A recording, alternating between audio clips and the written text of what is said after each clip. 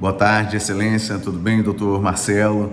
Eu gostaria de agradecer desde já a sua gentileza pelo acesso e também gostaria de frisar desde o início que a matéria concernente ao processo em referência do qual peticionamos encontra-se pendente de julgamento em razão dos embargos promovidos pela autora.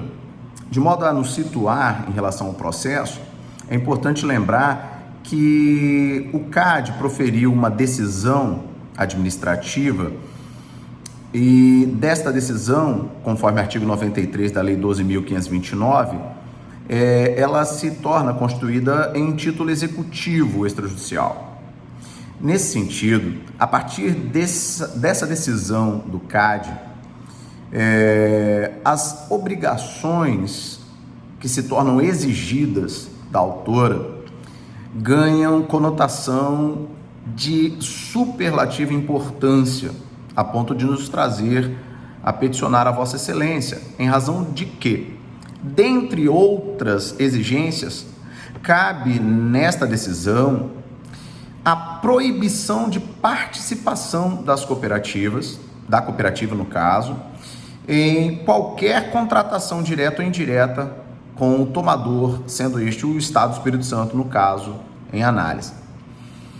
Assim, diante de, dentre outras obrigações de fazer, a Coperciges promoveu ação anulatória com pedido de antecipação de tutela, que foi deferida, e no final houve uma sentença que reconheceu a prejudicial de mérito arguída, declarando então a prescrição da pretensão punitiva do CAD, tornando nulo o processo administrativo e todos os seus efeitos. Bem, com a sentença, o CAD apelou e o tribunal manteve a sentença, anulando ou tornando nulo o processo e a decisão no processo administrativo e os seus efeitos.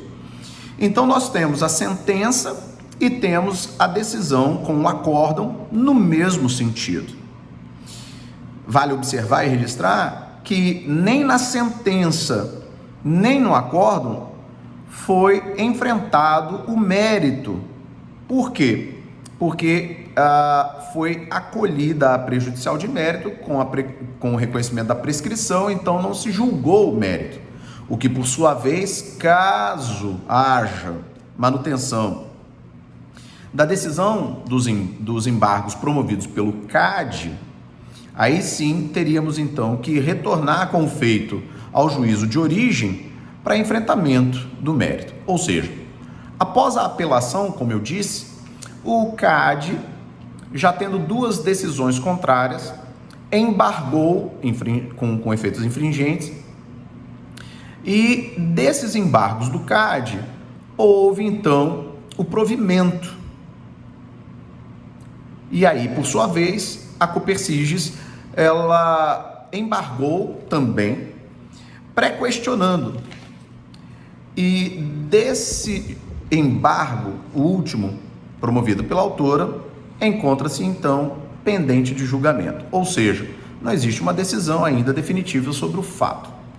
Contudo, cumpre notar que, em se tratando de título executivo, conforme artigo 93 da Lei 12.529, é iminente a exigibilidade das obrigações por parte do CAD. E isso, Excelência, com todo respeito, não se trata de uma opção do CAD, é um dever, né, de ofício do CAD proceder com a execução. Nesse sentido, estaria então incorrendo a Coperciges em um prejuízo e um dano de caráter irreversível, grave por demais. E o que nós queremos trazer para Vossa Excelência nessa petição, e aí nós tomamos por bem utilizar a previsão do artigo 1026, o parágrafo 1º, com vistas a obter de Vossa Excelência o efeito suspensivo dos embargos, em razão do risco iminente e grave. Por quê, Excelência? Porque impedir de contratar ou de manter contrato com o tomador de serviço, no caso o Estado do Espírito Santo, implica em colocar em risco a saúde pública no Estado do Espírito Santo, devendo lembrar que os hospitais da rede pública são assistidos pela Coperciges e que a Coperciges é a atividade médica inicial, aquela que é responsável pelo primeiro atendimento na urgência e emergência dos hospitais. Ou seja, havendo impedimento, havendo proibição, haverá sim um comprometimento quanto à assistência médica aqui no Estado. Nesse sentido, como eu destaquei, 75% de toda a demanda de urgência e emergência nos hospitais no Estado do Espírito Santo são procedidos mediante prestação de serviço que a Coperciges presta. Então, dado inclusive a relevância desse serviço, o próprio Estado do Espírito Santo promoveu ações rogando ao Poder Judiciário estadual que obrigasse a Coperciges, a autora, a renovar e manter os seus contratos prestando esses serviços em razão de evitar o caos na saúde pública. São os processos em âmbito estadual 0001186-31 e o 0003160-06, todos dois de 2016, né, e que tramitam no Estado. Por fim, considerando então a iminente execução e o perigo efetivo de dano grave e irreversível, no tocante a essa exigência de cumprimento da obrigação, afetaria não apenas a Coperciges, a autora, mas teria ato reflexo trazendo dano e grave prejuízo ao próprio Estado, à própria população do Estado do Espírito Santo.